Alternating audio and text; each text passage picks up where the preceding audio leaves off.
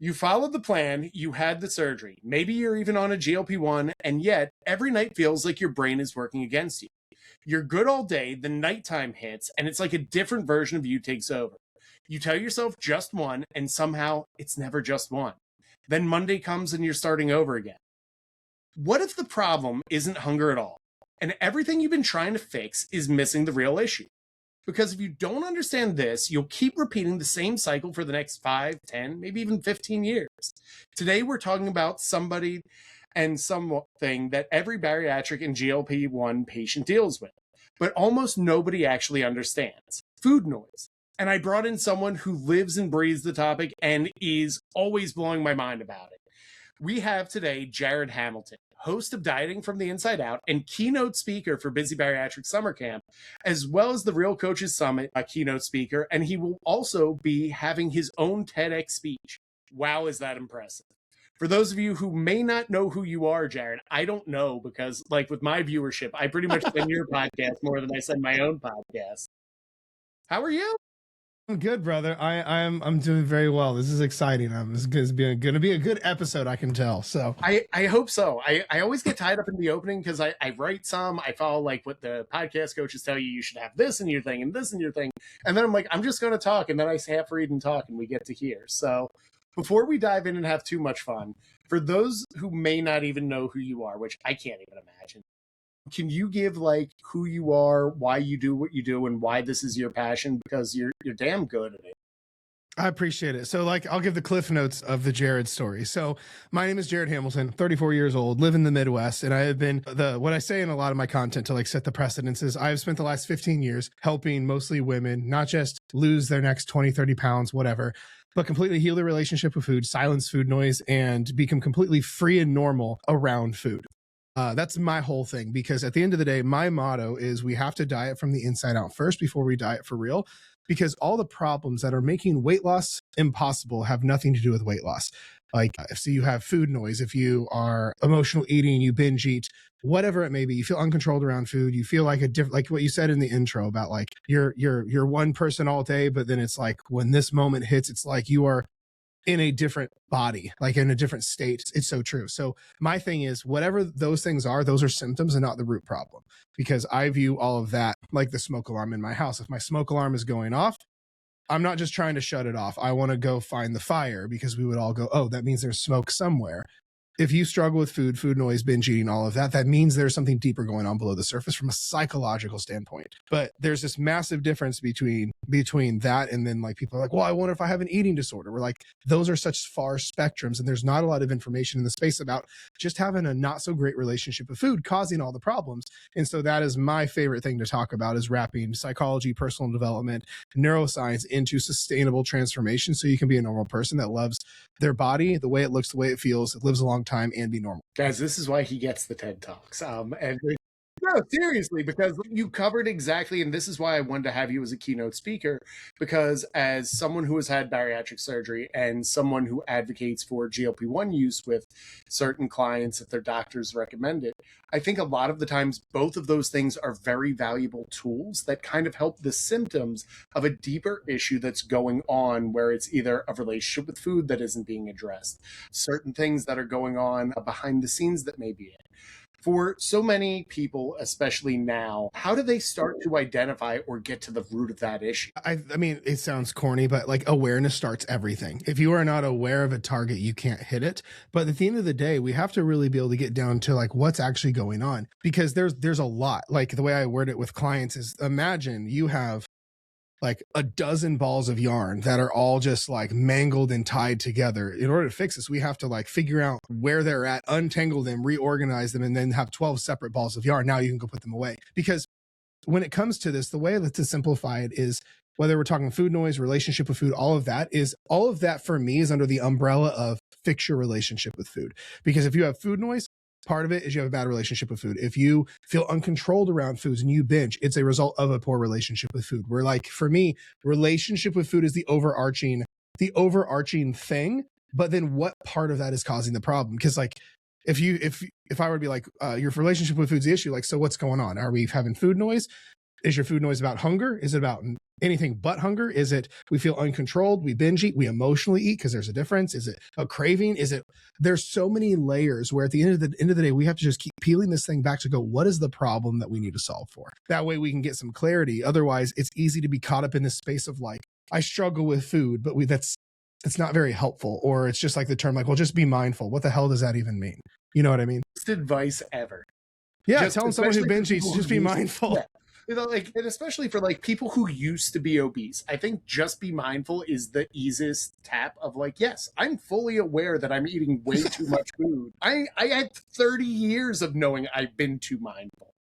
Yeah. But I think that's all, but it's the truth of there's so many complicated relationships and untangling that needs to be done.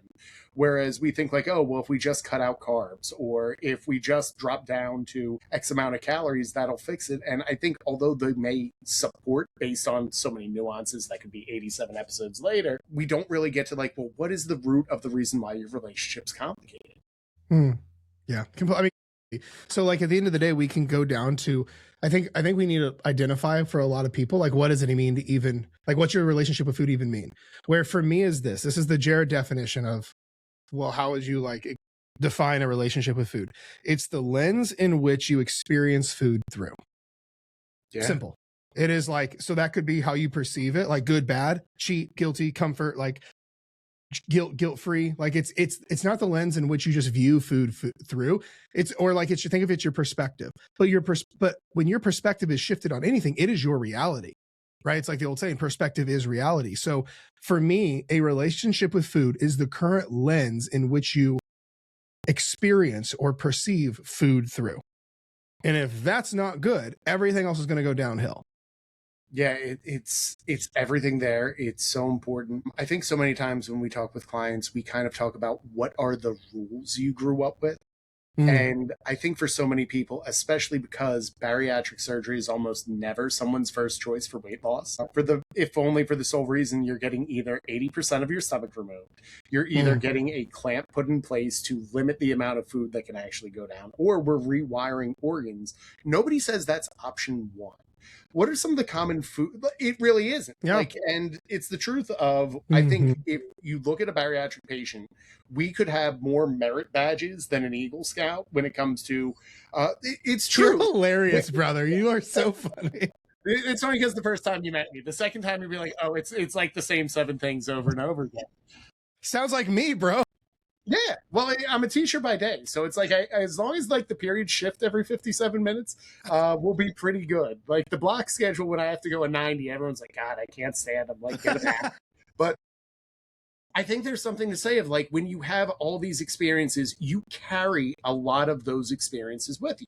Like of Weight Watchers, like maybe you need to feel the importance of obsessively tracking, or some points have some values, some points have other values. 18 juice cleanses, cabbage soups, just eating paleo and clean.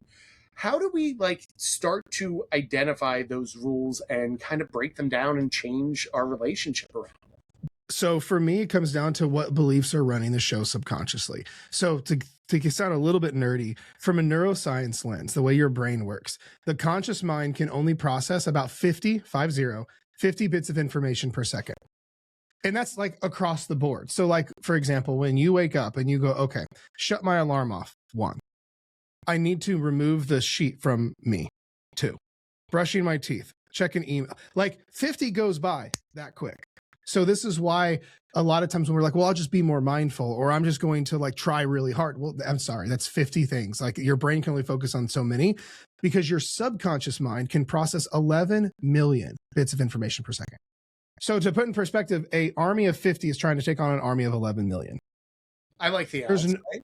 Yeah. So for me, instead of trying to like win those odds, I would say, let's just convert the 11 million and then put them on our side. This is where what I say, most people are working against their own psychology, because if you subconsciously have all the food rules from when you were a kid, I can't eat more than 1,200 calories. People like us are just fat. I'm big boned. Carbs store fat. Chocolate equals guilt, or I'm an all or nothing person. I'm a perfectionist. I can't eat after 5, whatever it is. The problem is those are living in your subconscious. And then you subconsciously act in congruence with those things. There's a phrase we use in my program we call be, do, have.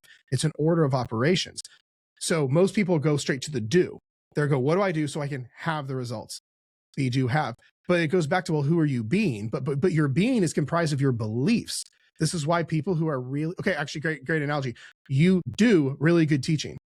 You're probably a fantastic teacher, but you probably also, if we had to back that up in order of operations, you also probably identify as a really good teacher who really loves their students, who over delivers and who takes care of them. So you probably have that deep from an identity perspective. So of course you do those things and then you have those results.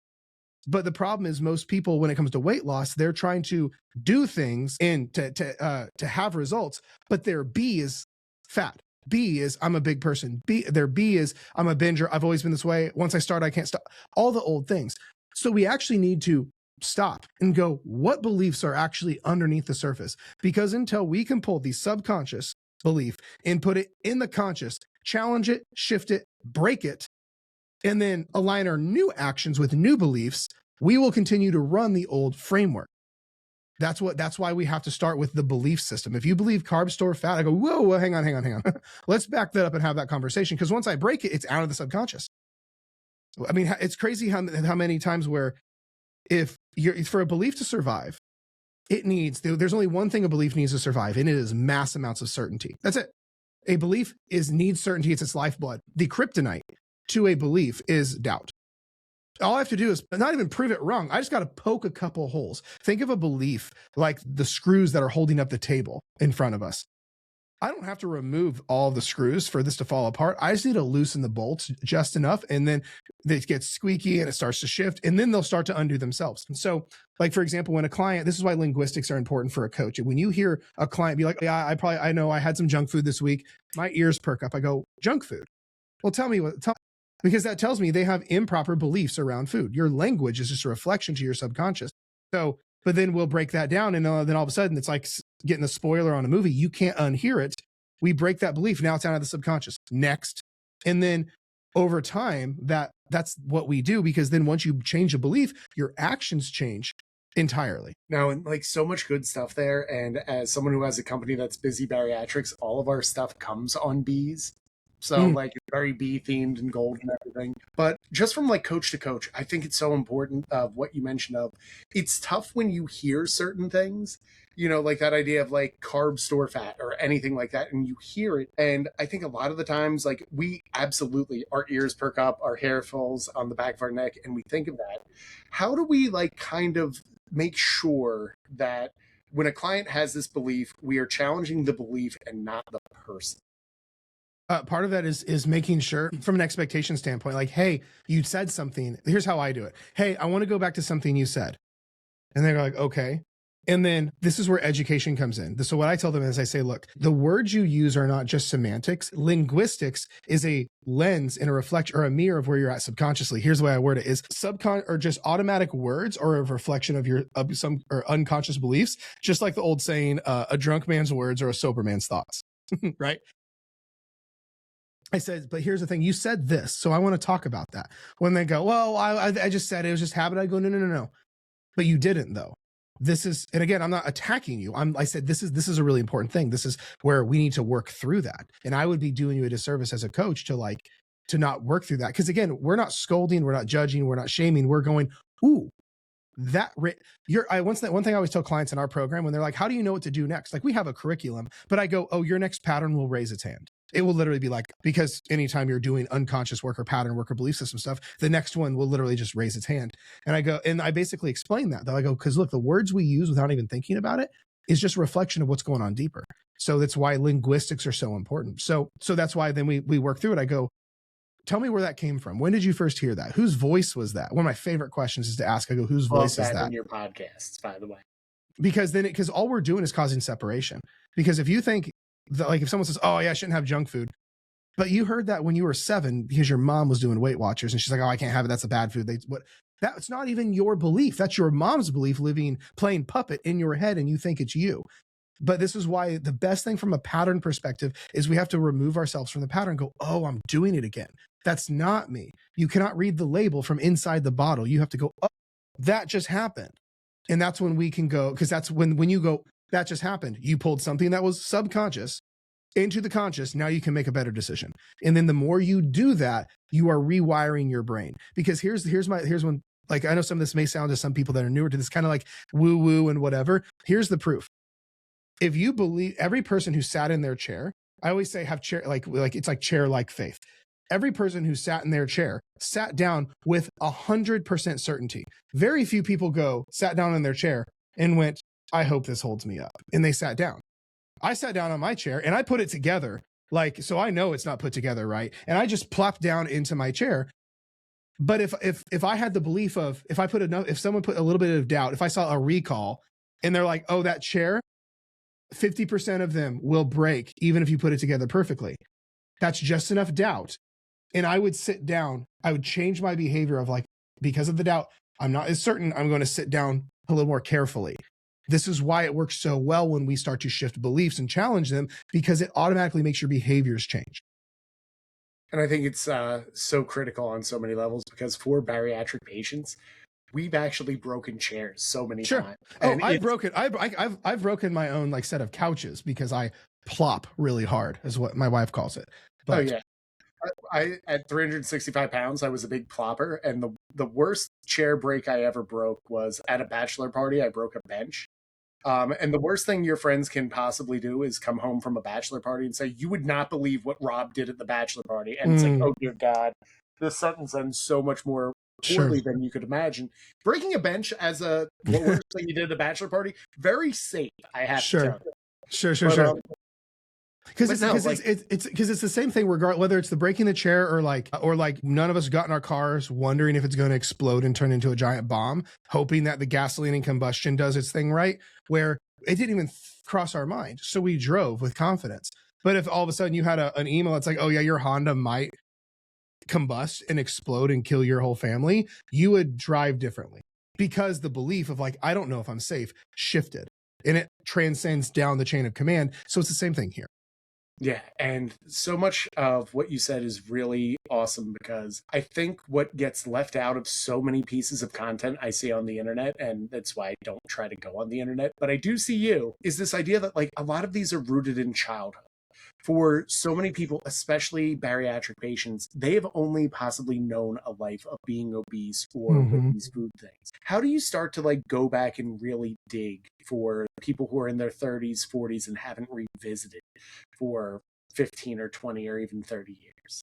Gentle curiosity is the way I word it, because again, I'm not a therapist, I'm not a psychiatrist. A ton of them hire me, fun fact. But whenever you're dealing with any type of trauma, any type of like revisiting, any of that kind of stuff, we have to be very careful, because if you dig too fast, if you dig too aggressively, or if the person is just not receptive yet, then it can shut down.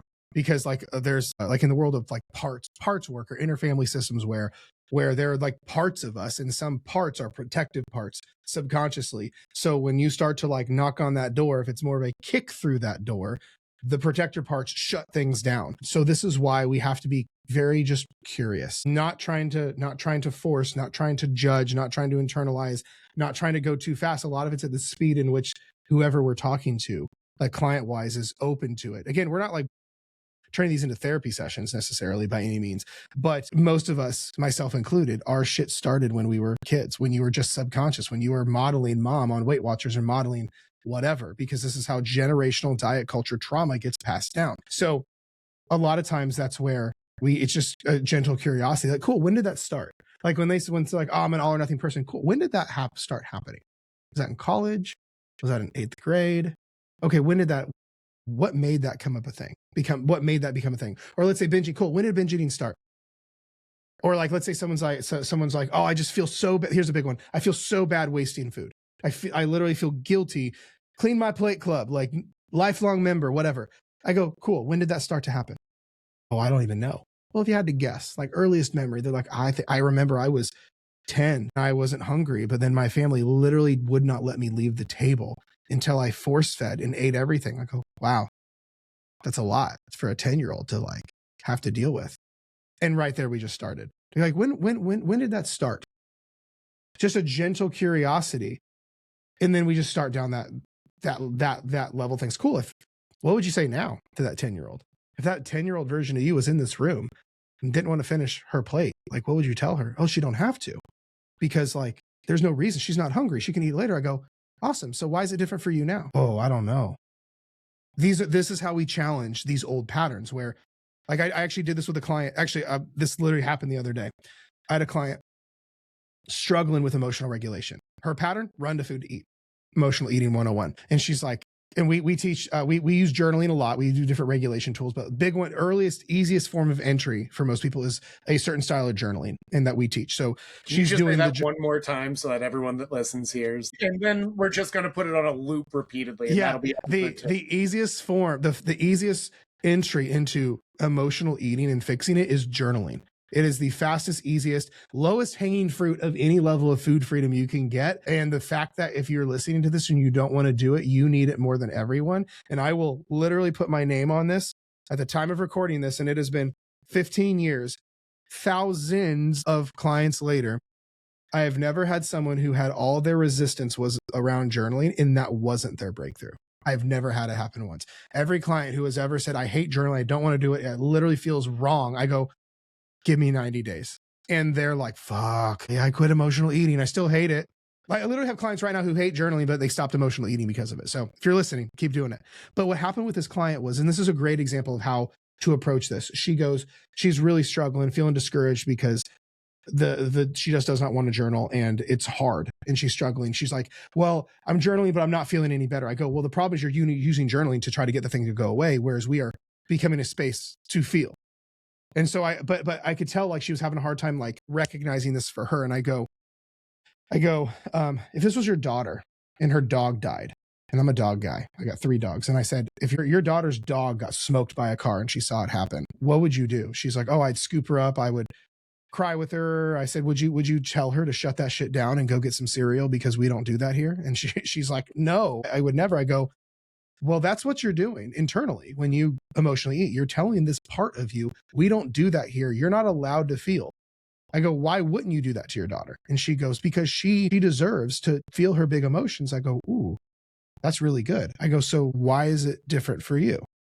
This is a very polite way to challenge that old belief. I go, and then we're talking, I go, like, when did that start happening? She goes, when I was a kid, my beliefs were too big for my parents. And they told me I was too much and I shouldn't have those feelings. I go, that's really hard. If you were in that room with that version of you right now, what would you tell her? And she goes, that she can feel everything and that she deserves to have a life feeling her emotions. I'm like, beautiful. So now it's up to you to practice that and show her, because she still lives inside of you somewhere. So long-winded answer is we just have to go with a gentle curiosity as these things come up, where do they come from? Why do you believe that? Oh, it's probably some bullshit with your parents, whatever. Yes, they did their best. Yes, they're great. We love them. But it's also 2 things can coexist. It may have messed you up a little bit, and that's okay. And then we can change that now. Yeah, and there's just so much good that's in there, because I think so many times when we talk to clients, a lot of them have children and have no problem putting their children's emotions first, but then when it's time to put their own, it plays a really big role. And I know a lot of the times when we talk about emotional eating, or we talk about all the other noises that come around food noise seems to be like the biggest thing that is creeping on with you. In your definition, like, what is new food noise? I know there's a variety of places where it comes from, but like, you've seen thousands at this point. Where do you feel it comes from, and how do we start to identify it as opposed to hunger? So for me, this is where everyone's experience with food noise is different. So here's the Jared definition of food noise: the constant rumination and mental chatter around food, which is also different than your hunger signals. Now, if you like can't stop thinking about food 24/7, hunger is part of food noise for you.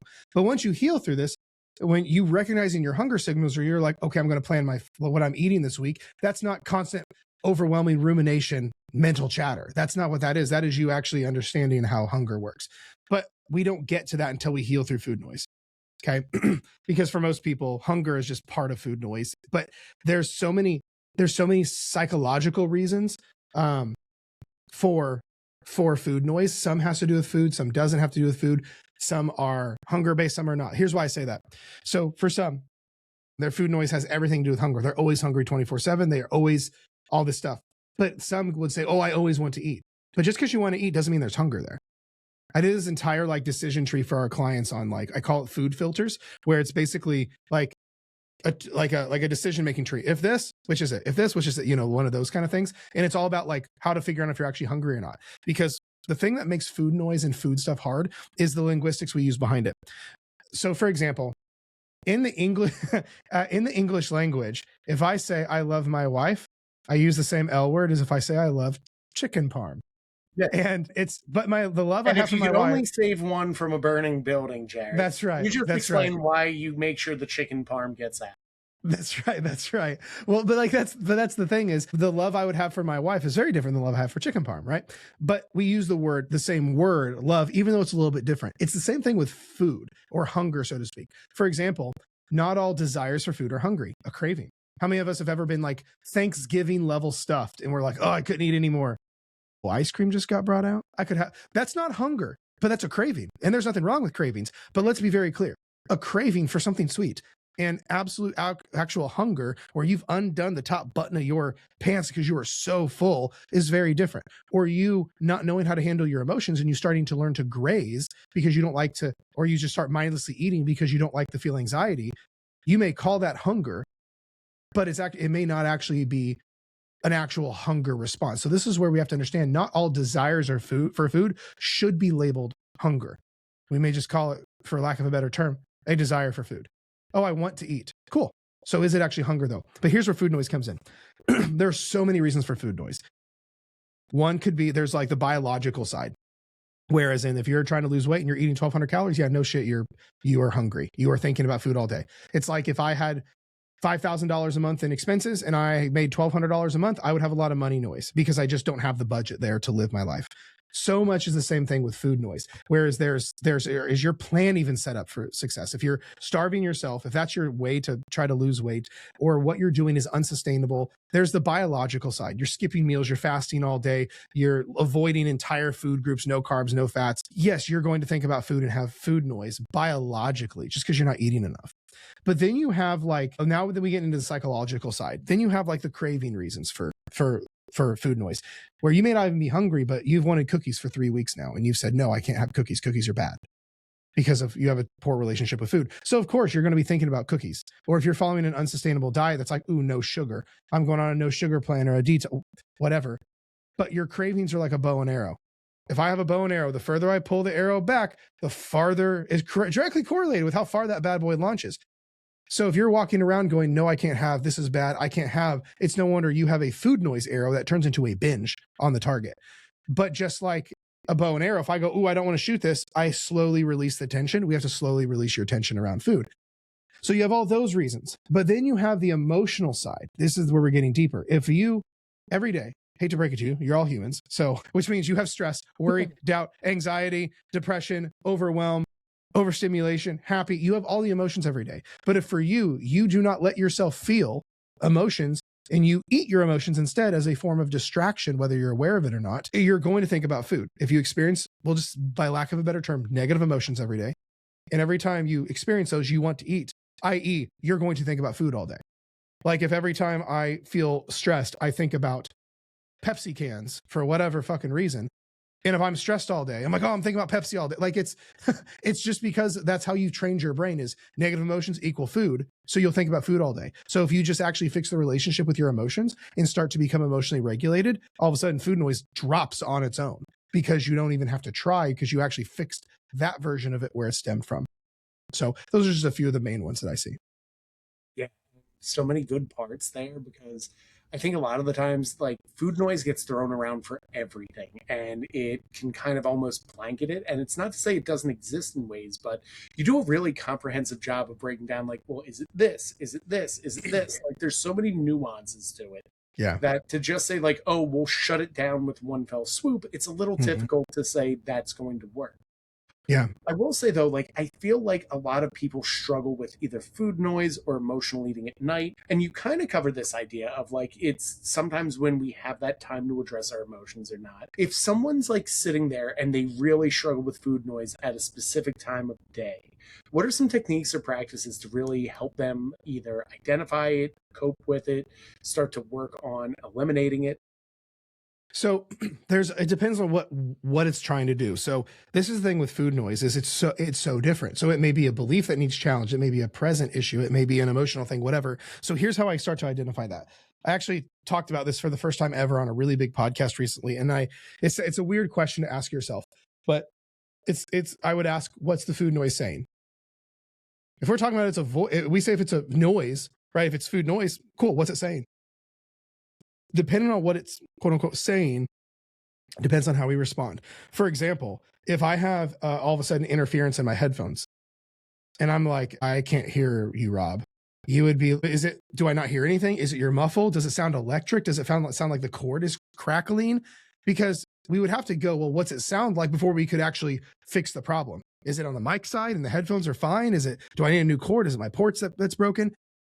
So whenever someone's like, man, food noise comes up only at night, I go, cool. What's it saying? Because if it's, oh, when is my next meal? Well, that may be like, are we hungry? So we actually need to have a better meal before we get to this moment.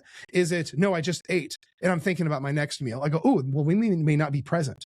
You may have this pattern of the next thing. It may not even be anything to do with food. It's the fact that you're not present with what you're actually doing. Or usually for most people at night, it's emotional based. You're undistracted. Finally, kids are down. House is cleaned up, whatever, and you're like thinking about everything that went wrong today, and you're just or worried about the next day or whatever, and it's easy to go, oh my gosh, I need to eat because stuff is coming up. Then we need to do emotional regulation.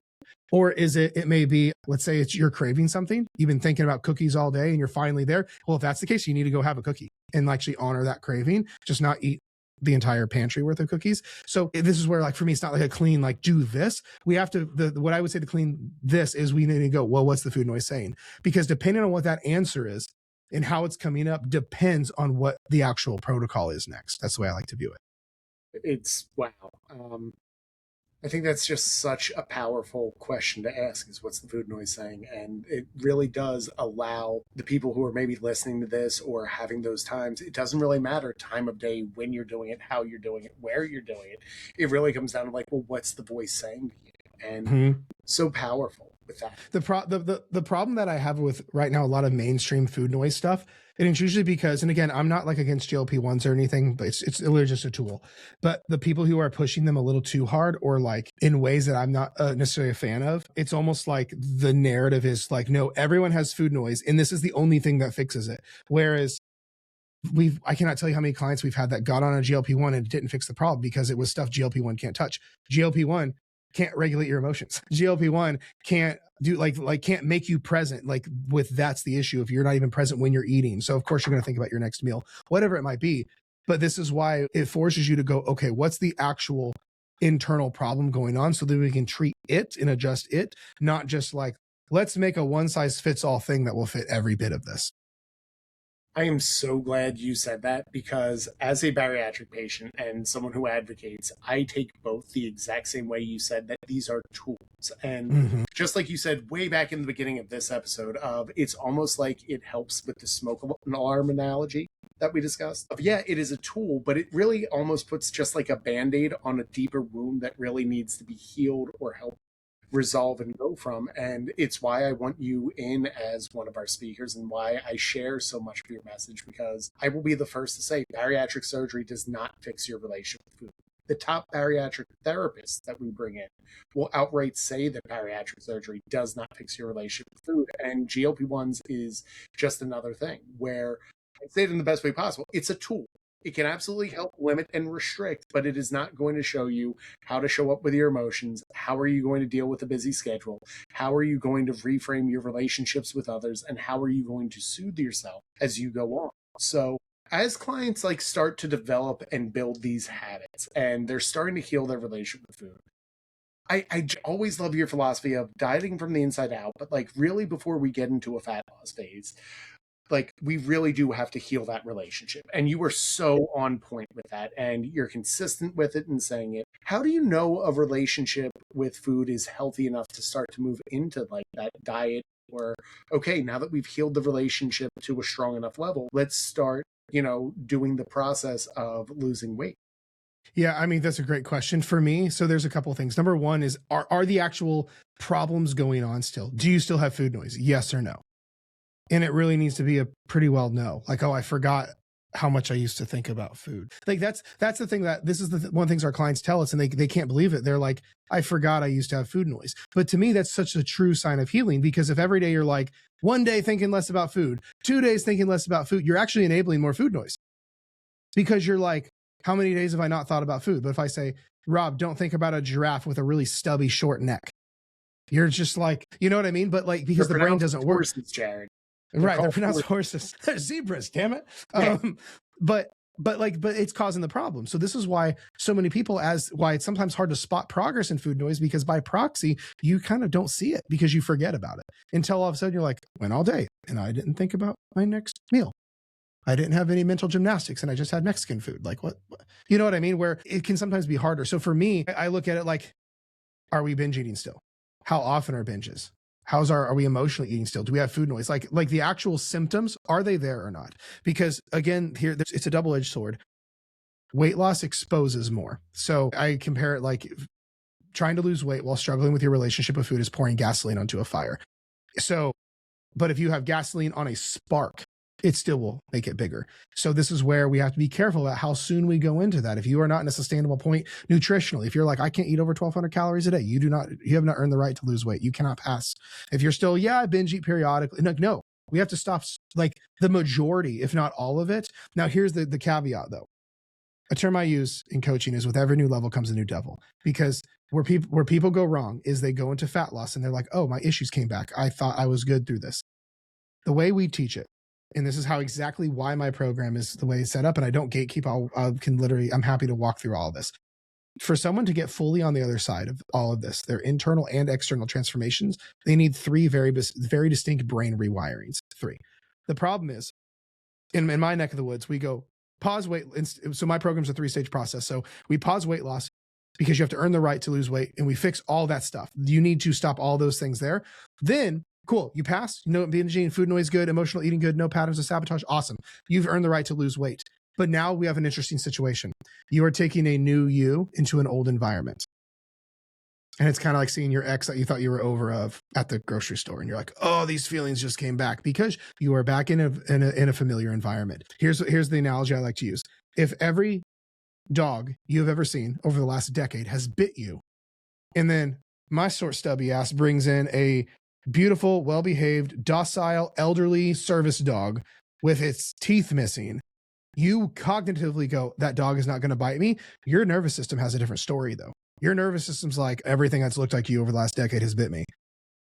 And it would take, this is why exposure therapy works. You are taking new awareness to an old triggering environment. This is what we see with clients. It's the next level of inner work. So now after you fixed all those things and it's time to go into a weight loss phase, you better be ready that your old patterns are going to want to go, I'm really good at restricting. Oh, I'm going to be extra good. And like, that's where all this old stuff comes from. So we have to be ready. So with our program, we have systems and frameworks and support and all that nonsense. But this is where the next level comes in to really get through it.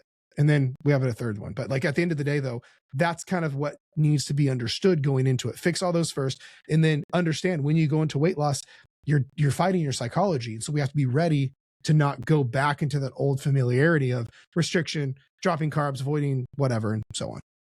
No, and it's just so brilliant and perfect with everything. And I think like when we look at exposure therapy, or even looking at like that ex that we all have, and we're not going to name names because like it's a friendly podcast here, but we all see that person and it's like, oh my God. And then there's nothing better of that relief of the first time you see them and you realize there's no effect or change. And I think that's so often with food is the answer of like, the second you have that feeling, it's just so freeing and empowering. And it allows you to really live and build a structure around everything else that you do from that. Yeah. It's like the breakup song. You're like, that used to be my favorite song until that was playing when she broke up with me. And then all of a sudden it's like, you hear it and you're just like, oh, even though logically you're like, no, we're good, I'm over her. That still hurts. It's because your nervous system remembers, the body keeps score.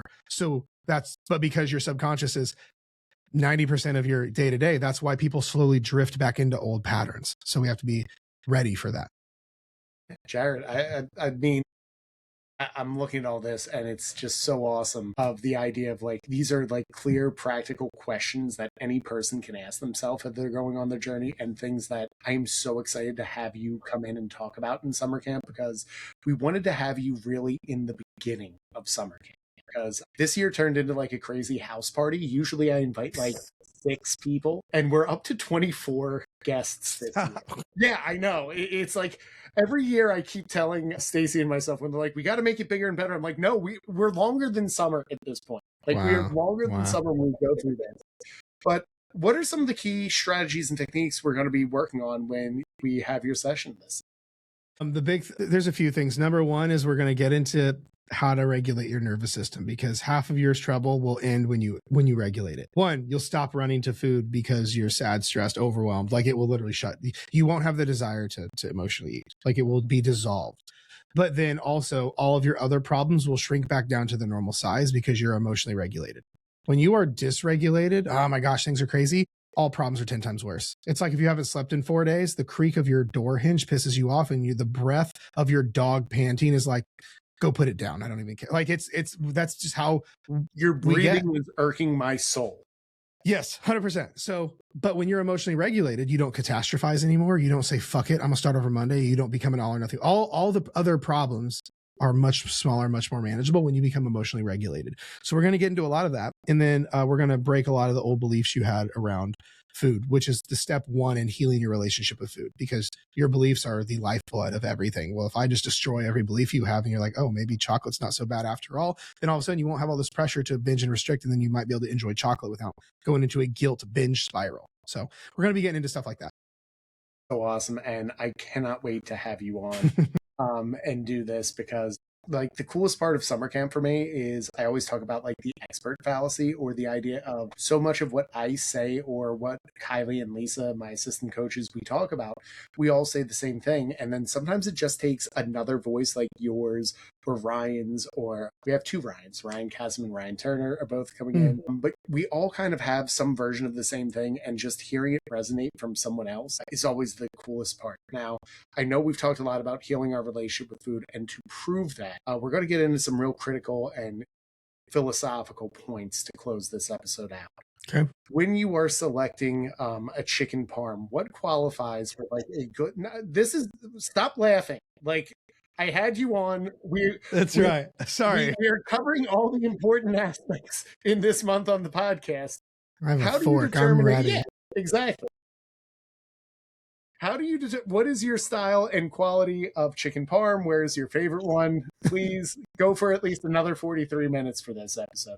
Here's the deal. I have a piece of content that literally is on my Instagram right now that is literally a candid conversation. My camera, I had a new camera, and it was just happened to be rolling, and some dude came into the gym. We were bonding over chicken parm, and I said, bro, I am a hoe for some chicken parm. Like it was the greatest candid conversation ever. But anyway, here's my hang up with chicken parm though. It is either fucking incredible, orgasmic, like I might like cut off my pinky finger to get me some again, like that good, or it's awful. I have very rarely found middle ground chicken parm. It is either like 10 out of 10 or like spit this shit out. I've only had a couple amazing chicken parm experiences in my life. Most of them are like Olive Garden chicken parm. Like it's really not that good. It's like, Okay, good. Yeah. You're saying it's bad. I thought you were going to say no. parm I ever had was at Olive Garden. No. Like, oh, Jared, you're not coming back anymore. Yeah, that's right. No, Olive Garden is Applebee's with some extra garlic. That's not Italian food. You are officially one of us. I am inviting you to Sunday gravy. I am not Italian by any means.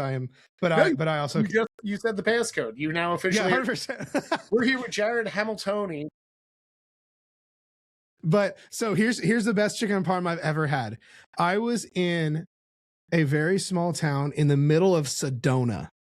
Okay. Arizona? Sedona, Arizona. Yes. Yeah, that's what I'm saying. Yeah, I was in Sedona.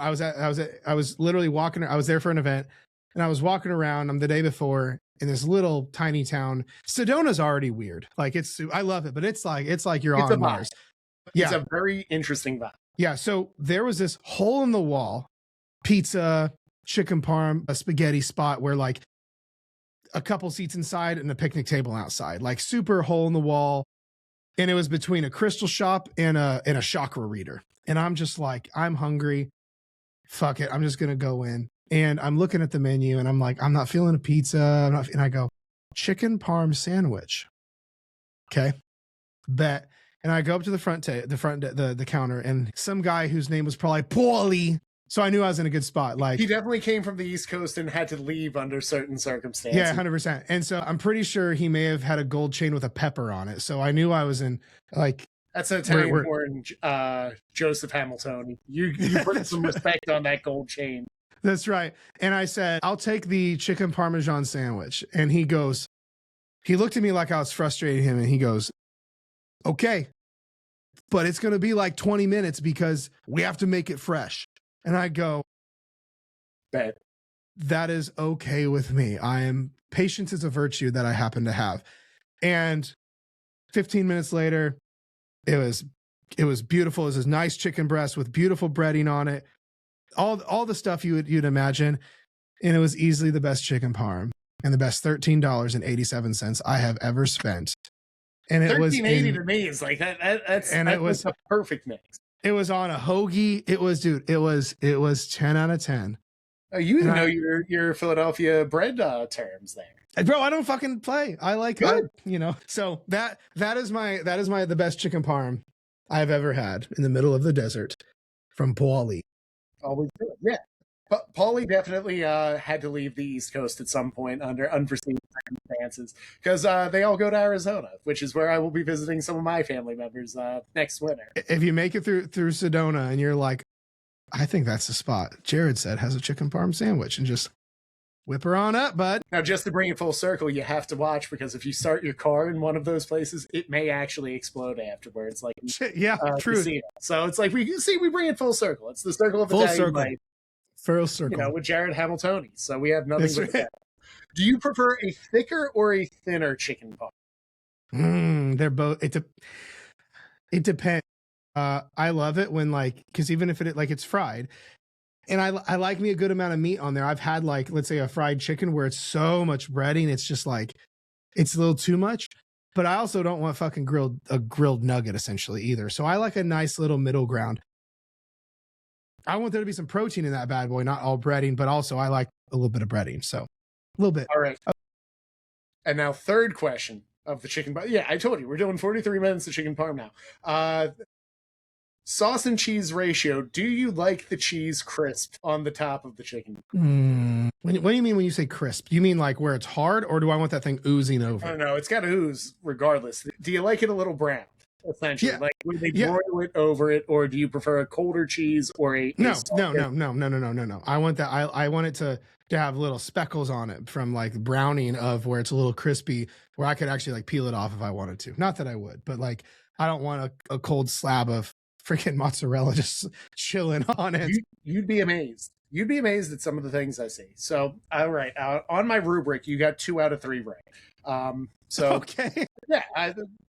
Here's where we differ a little bit on our philosophies of chicken parm. Okay. One, there's no such thing as bad chicken parm. It's kind of like other things like pizza, where it's even bad chicken parm is still good chicken parm. You can make I always joke it's my latch. Have you ever been to Olive Garden? Have you ever had Olive Garden chicken parm? Swear to God, I've never set foot in an Olive Garden. Okay, if you go against your religion and go into Olive Garden and order chicken parm, I bet you would say, not all chicken parm is good chicken parm. I promise you that. Here's the problem though. It's still chicken parm. I'll even take a chicken. Hear me out. I'll even take a chicken patty and put a little bit of gravy on it, the mutz, and then you air fry that sucker. And it's look, it's not great, but it still checks enough of the boxes where it's a guilty pleasure. This is bad chicken parm. And maybe if I was actually Italian, I would feel the same way. But my white ass that's probably why. No, you're Hamiltonian now. So you're right, good. Jared Hamiltonian. Also, the chicken parm. As much as I advocate for hitting our protein goal every day, and my clients know how important it is, I almost like a paper thin, obscenely crisp, crunchy chicken parm where you can almost snap it. If you take the edge of it, well done. No, it's crisp. It's perfectly fried. Where that cutlet's got to be razor thin. Almost interesting. You put 3 of them on a sandwich. That's how, you do this. Because they're thin, Jared. They're thin. True. The bread to meat ratio is a 1-to-1, but it's not a heavily breaded. It's a lightly breaded. It's a crisp. And golden crisp chicken parm cutlet, and then little speckled brown. That's where I will say you got the right ratio of broiled mutts. See, the rest. That Sedona chicken parm sandwich was like a meat to fried ratio of like 4-1. And it was, That's a husky bird. oh dude, it was a big old boy. And it was 1380. incredible. Yo, he's definitely writing that whole thing as a tax write-off. 100%. I'm telling you right now, if he saw a cutlet that, I'm doing the math from a family of Italians who might have known something about the restaurant industry. I gotta tell you, that thing's a write-off and a half on that. Wow, it was great. It was a jolly good time. So good, Jared. I can't thank you enough. Like seriously, the knowledge that you share, the freeness that you give. If people aren't listening to their podcast, they're just morons, because they are. Like, I'm sorry, slap the shit out of your audience. Yes, that's great. Well, because all my audience is kind of like my people, and they know that I probably share your episodes more than my episodes, because it's always good to hear from a voice who gets it, but also someone else other than me. Yeah. And just for people who are like, you know what? Outside of the thickness of his chicken parm, I like the cut of this John. What are we going? Joseph Hamiltoni, I think, is what we're going to put you in. Don't worry, I can call you that. We're good. That's right. That's amazing. Where can people find the podcast, your content, and all the awesomeness you bring to the table? A podcast is called Dieting from the Inside Out. It is on all platforms, Spotify, Apple, all of that. Or if you just search food noise, just about on any of those, I almost own the keyword food noise, ironically. He really does, people. If you look and you scroll like 5 fingers down, you'll get like my episode. So like after you've been 50, if you want to hear a subpar version of that, I'm 51. Wow. Let's just go what it is. I'm good. I ain't Jared Ham. I'm not Jonathan Hamiltoni good, but that's great. We are cranking out crazy on YouTube right now. I'm dropping 2-3 YouTubes a week right now. So we're going really aggressive, and it's all this kind of stuff. So it's just youtube.com/Jared Hamilton. And then I am on Instagram and TikTok every day at real Jared Hamilton. So much good positivity that you bring to the internet, and so much real, factful stuff that's based on psychology, behavior change. And it's why I'm so honored to have you in summer camp. Now, Jared has to wait 5 minutes as I do the outro for this. So okay, I'll keep it to 4.5. All right, busy bariatrics. If this one hit, just stop listening and start applying. And if you're tired of trying to figure this out on your own, come join us at summer camp. You'll get Jared, myself, and a full lineup of experts helping you actually fix this for good. And if this episode helped you, take 30 seconds, leave a 5-star rating and review, and also tag Jonathan Hamiltoni or Jared Hamilton on all socials. And if he reshares it, maybe I get around to it. So, as always, thank you so much for listening to the very end, and keep getting busy. Have a good one, Jared. See you, brother.